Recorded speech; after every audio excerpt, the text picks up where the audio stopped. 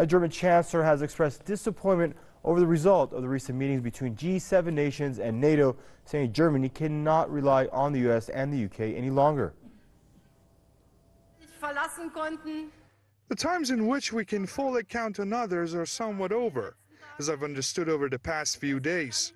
Therefore, I can only say that we Europeans must really take our destiny into our own hands. Of course, in friendship with the United States, in friendship with Great Britain, and in good neighborly relations with Russia and other countries. But we should know that we have to fight for our future ourselves. We have to live our own way of life. Don't break it. We're standing together with everybody against this terrible terror. Angela Merkel made the remarks at an event hosted by Christian Social Union Party in Bavaria's Munich. Merkel's comments come following the summit of G7 countries that was held in Italy's Sicily. German leader harshly criticized U.S. President for keeping the G7 in the dark about his country's stance on climate change, denouncing Donald Trump's delay in making a final decision on the Paris Accord.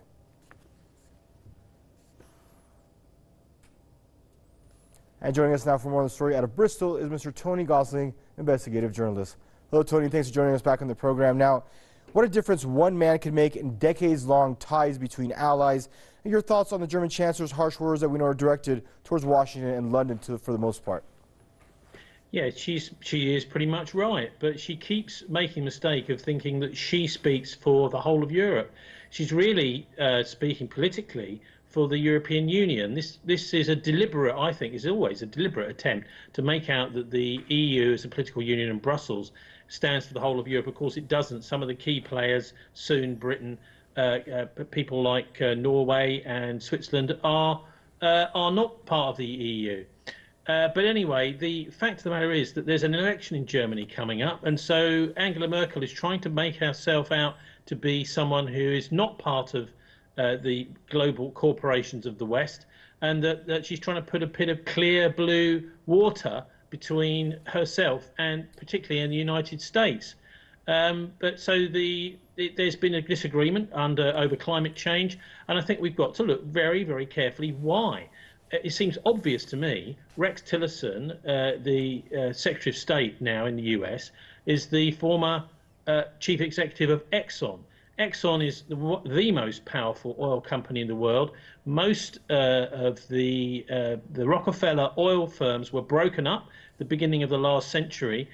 Standard Oil, companies like that had a massive monopoly on the oil industry, including transport, digging the oil out of the ground and selling it to customers. That was broken up, but Exxon is really what remains of that. It's still the most powerful.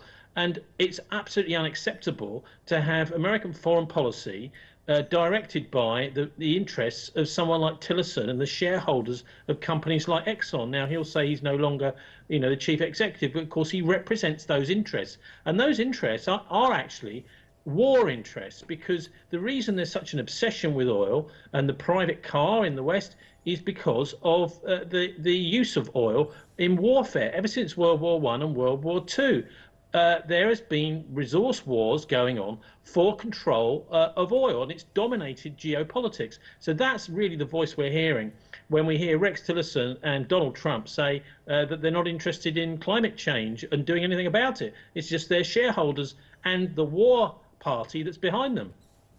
And when, Tony, with Brexit taking place now, with the UK jumping out of the EU, and with the tensions we're seeing between Germany and Washington, how's this going to impact geopolitical landscape there in Europe in the next 5 or 10 years, do you think?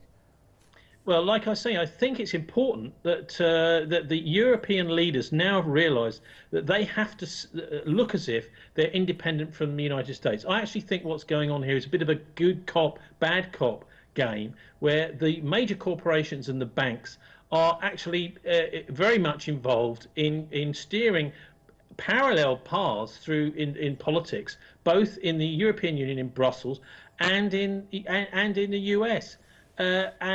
Yes, there is also, of course, she mentioned briefly there, terrorism, I think it's not a very good time for Merkel to be saying after the terrorist attack in Manchester that we're going to have to forge our own path away from the United States and Britain. It would actually be much better, I think, and more diplomatic for her to be talking about keeping close links. But I think actually what's happening here is she's using an international platform for effectively electioneering for September. And because the thing is, at the moment, if she carries on like she is, it looks like she'll lose. And some of the more right-wing parties, some extreme, some less extreme in Germany, who want to get out of the EU and haven't had a chance to have a vote on it, it would be really interesting to see how that would go in Germany. It would be very finely balanced.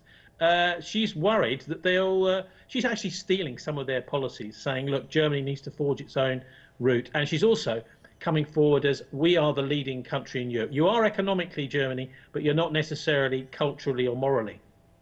Thanks, Tony, for joining us once again on the program. Mr. Tony Gosling, investigative journalist, joining us out of Bristol.